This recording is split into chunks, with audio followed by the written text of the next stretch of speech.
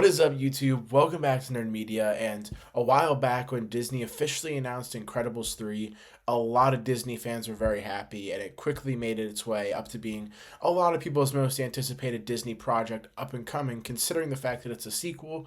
That is pretty surprising because I know I am very excited for this film. And there are a lot of people thinking, what exactly are they going to do? Are they going to age the kids up? Are they going to continue with the story of them being young? What exactly is the story going to be? So in this video, I'm going to be diving into what I think Disney more than likely will do, what I think they should do, and what I think just overall some big ideas for Incredibles 3. But with all that being said, don't forget to like and subscribe. Comment down below what you think they should do for Incredibles 3. And with all that being said, let's dive right into the video. So by far the biggest question that has been asked by so many fans since the announcement of Incredibles 3 is, first of all, what is the story going to be? And second of all, are the kids going to be older in this film? Because in the first and second Incredibles, the second one takes place immediately after the first, so there's no possible way for them to age up exactly.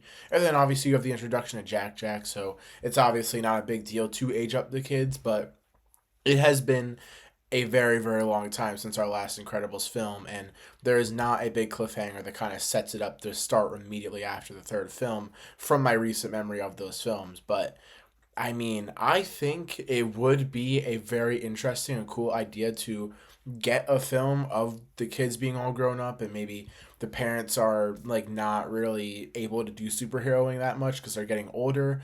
And it's basically about a film of the kids trying to take up that legacy and then being the new generation of the Incredibles, which I think would be very cool to see. And I personally would really enjoy that if they did that. And I think that is a big theory that a lot of people have, is that they are going to be aged up and that they may take up the legacy of their parents in that film, which I think would be pretty cool. And I think it would make sense. And for Disney's benefit, it would leave the door open for more spin-offs with those characters. Not that we would want that to happen, but it would leave the door open for that if Disney wanted to, and I feel like that is a benefit for them. That would mean that we'd probably have new voice actors, all the kids would be looking different, and their animation would be different, so it would be a thing to adjust to, and I feel like if Disney were going to do a big change like that, I feel like they would announce it when they announced the film, unless they didn't have any story plans for it now, but honestly, I think that Disney going for this idea is like a 50-50 chance because I can't really see them going full spin into it unless they really think about it and they actually like the idea. But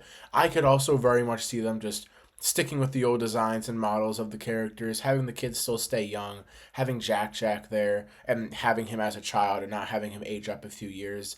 It would just make sense to me that Disney would probably take the easier route on this, but I think a lot of, or at least majority of the fans are rooting for the kids being aged up and them taking on the legacy of the parents and that whole storyline coming to a close because I think it would wrap up the trilogy in a pretty nice way, and I really do think that it could be one of the best animated trilogies of all time if they go that route and it's executed well, because you can't just make a film with that concept and everybody loves it. You gotta have to actually execute it in a good way. And I feel like if Disney really put thought into how to close out a trilogy like this, they could have a one of the best animated trilogies of all time on their hands, because by the time Incredibles 3 comes out, fingers crossed Beyond the Spider-Verse is already out, and that those two films alone at the end of the Spider-Verse films are already looking to be probably the best animated trilogy of all time, one of the best comic book trilogies.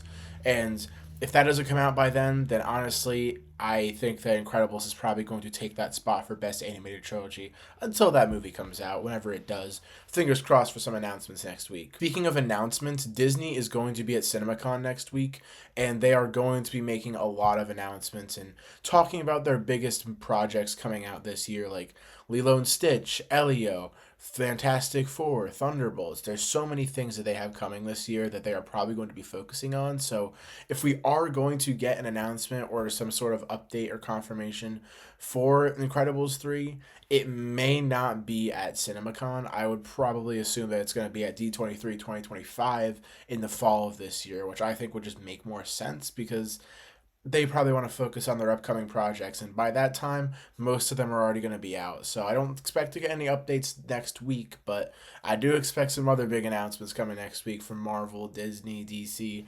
Very exciting week next week that I'm very excited about, and unfortunately I don't think we're going to be getting any updates for Incredibles 3 there. But yeah, I mean, I would honestly really want to put my money on the fact that we are going to get that film, that where the kids are taking up the legacy. We see Jack taking it all up, and he may not be as old. He'll probably still be like 5, 6 years old. And then we're going to see those three take go on more missions, and the parents would probably get captured by some big villain that we are going to see revealed. And I mean, Incredibles 1 is one of my favorite animated movies of all time. I think it's a very, very great film, and I really do enjoy the second one. Not as good as the first, but if they can close out this trilogy in a nice way, I think that Incredibles 3 would make up for Incredibles 2 by not being phenomenal. I mean, it wasn't the best film, but it was still good, and I still enjoyed it.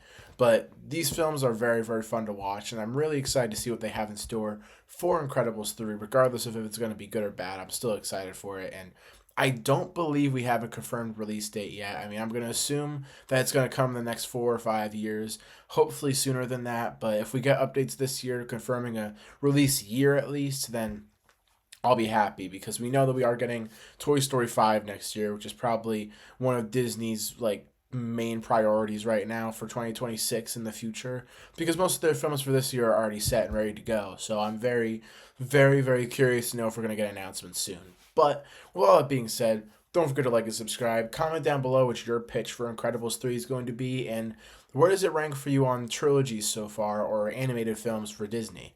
Let me know in the comments down below, and I'll see you guys on the next video. Peace.